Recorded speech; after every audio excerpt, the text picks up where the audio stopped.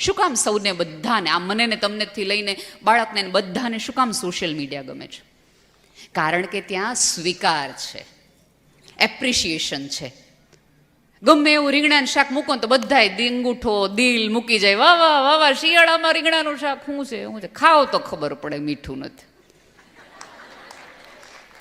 ને. પણ જ્યારે એને એપ્રિશિએશન અને હૃદય ઘરમાંય પેરેલલ મળવા માંડે ને તો થોડુંક એને સ્ક્રીનની બહાર મમ્મીની આંખ જોવાની ઈચ્છા થાય, પપ્પાનો હાથ પકડવાની ઈચ્છા થાય. પણ આપણે પપ્પાને તો ફાઇનાન્સર જ રાખ્યા છે કે અમારે જરૂર પડે ત્યારે તમારે અમને અમારી પાસે આવવાનું, અને બીજું શું કરવાનું તો કે અમારે ખીજાવાની જરૂર પડે ત્યારે તમારે આવવાનું, બાકી નહીં. કારણ કે આપણે શું કરીએ, બાળક કઈ તોફાન કરે દે એટલે આવા દે તાર પપ્પાને, આવા દે, જોજે કઈ જ દો. એટલે દરેક સાંજે હજી થાકે પાક્યા ભાઈ આવે ને દરવાજો ખોલે ભેગા, આને તમે પેલા સમજાવી દો તો પછી બધું કરવાનું થાય છે. એટલે ઓલો બોસનું માથાકૂટ હોય, 3 જણાને સ્કૂટર ભટકાણું હોય, એવા ત્યારે ચોકીદારે કીધું કે અહીં ગાડી ક્યાં રાખીને બધું ફ્રસ્ટ્રેશન એક લગાવી દીધી હોય. એટલે છોકરાને એમ થાય પપ્પાને છે ને પ્રેમ કરતા આવડતું જ નથી, લાફા મારતા જ આવડે છે. અને પછી બાળક રડતું રડતું આવે ને મમ્મી પાસે, પછી આપણે આંખ લોતતા મારા કાનોડો મેં તને કીધું તું ને કે તું ન કરતો તોફાન. એટલે ફરી વાર બાળકને એમ થાય મમ્મી પ્રેમથી કેવી સમજે છે, આ પપ્પા જો. કોણે છબી બનાવી? ખડક જેવા સરસ આધાર બની શકે એવા પિતાની છબી આપણે કેવી બનાવી? તો ખીજાઈ શકે એવા, સ્વપ્ના પૂરતા કરતા એટીએમ જેવા.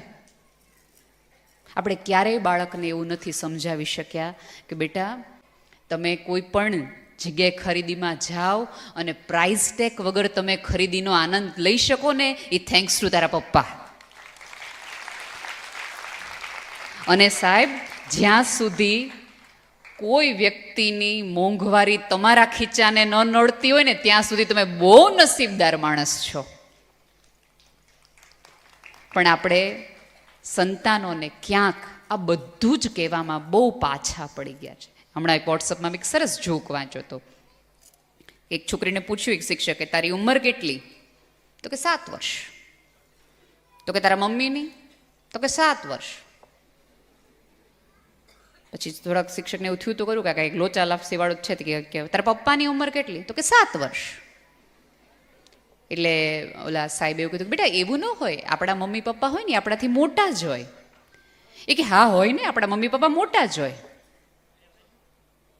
તો એ કે એમની ઉંમર કઈ રીતે 7 હોય? એ કે એમની ઉંમરની મને નથી ખબર, પણ એમને મમ્મી પપ્પા બંનેને 7 વર્ષ થયા છે મને ખબર છે, કારણ કે હું 7 વર્ષની જ છું. એટલે જો આપણે આપણા બાળકને કહેતા હોય કે આવડો મોટો થયો સમજતો નથી, તો એમને એમ થાય કે તમે નથી સમજતા ને. અને આમાં આપણે કેવું કરીએ છીએ બાળકો સાથે ખબર? 50% કિસ્સામાં આપણે એમ કહીએ તને ન ખબર પડે, તું નાનો છો. અને 50% કિસ્સામાં એમ કે આવડો મોટો થયો ને ખબર નથી પડતી. એટલે બાળક રૂમમાં આવીને એમ થાય કે મારે સમજવાનું હું આમાં. આપણે જ એટલા બધા કન્ફ્યુઝ છીએ કે આપણે આપણા બાળકને પણ કન્ફ્યુઝ કરતા જઈએ છીએ. સાહેબ, મા બાપ તો શ્રદ્ધાનો ઓઠીંગણ છે. મોરારી બાપુ એક બહુ સરસ વાત કરે કે આ પૃથ્વી પર દરેક વ્યક્તિને શ્રદ્ધા નામનો બાપ અને વિશ્વાસ નામનો બાપ અને શ્રદ્ધા નામની મા મળવી જોઈએ. ક્યાંક આપણે બાળકોને એક શ્રદ્ધાનું ઓઠીંગણ નથી આપી શકતા. બેટા મૂંઝાવું તો આ જગ્યાએ પ્રાર્થના કરાય.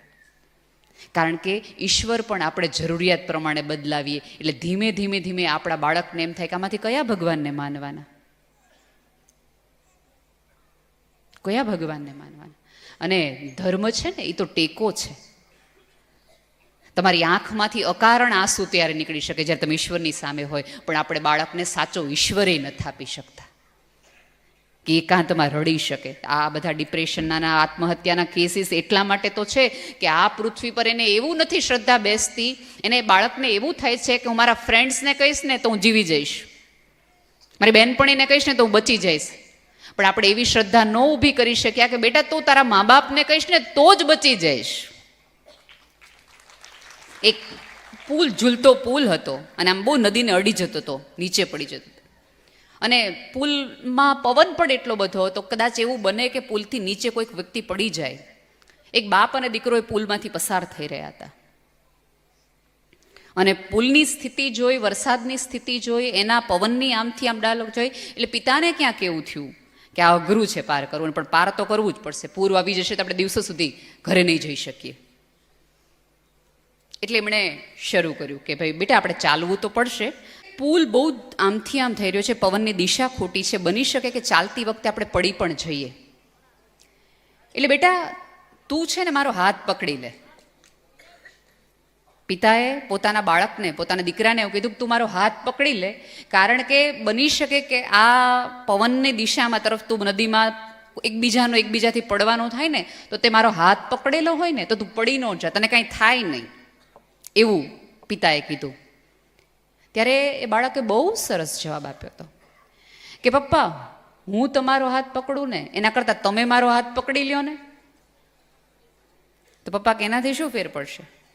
એ કે પપ્પા એવું થશે કે હું પાણીમાં પડી જશું ને હું ડૂબી જઈશ ને તરફડિયા મારતો હશે તો હું તમારો હાથ મૂકી દઈશ, પણ ગમે એવું પાણી આવી જશે, ગમે એવા વાવાઝોડા આવશે, પણ તમે મારો હાથ નહીં પકડો, હું બચી જઈશ. એક મા બાપ તરીકે આપણે આપણા બાળકમાં આટલી જ શ્રદ્ધા મૂકવાની છે કે આ પૃથ્વી પરનું ખરાબમાં ખરાબ તારી યારે થાય, ખોટામાં ખોટું કાર્ય તું કરીને આવો, ગમે એવા તકલીફને મૂંઝવણમાંથી આવો, પણ તારે કોઈને પુકારવાનું હોય, કોઈના ઘરે જવાનું તો સીધો ઘરે આવજે. આ એક જ ઘરના પૃથ્વી પરના દરવાજા છે કે તને કાદવવાળો સ્વીકારી લેશે. આ એક જ ઘરના દરવાજા અંદર ખુલે છે. એ શ્રદ્ધા મા બાપ તરીકે આપણે એનામાં રોપવાની હોય. જ્યારે મા બાપ તરીકેનું ઉદાહરણ આપવાનું હોય તો હું ક્યારેય અમિતાભ બચ્ચનનું ન દઉં, મારો ગમે એવો ડાર્લિંગ હોય તોય ન આપું. ઉદાહરણ મારે આપવાનું હોય તો હું સુનિલ દત્તનું આપું કે જેનો દીકરાની બધું જ ક્રાઇમ પુરવાર થઈ ગયા હતા, તમામ પ્રકારનું ડ્રગ્સ, આતંકવાદી, સ્ત્રીઓ સાથેનું કેટલું બધું તકલીફ, એકેય સુખ બાપને નહોતું આપ્યું, તેમ છતાં એનો બાપ એની સાથે રહ્યો. એટલે આજે સંજય દત્ત જુદો છે ને અભિષેક બચ્ચન જુદો છે.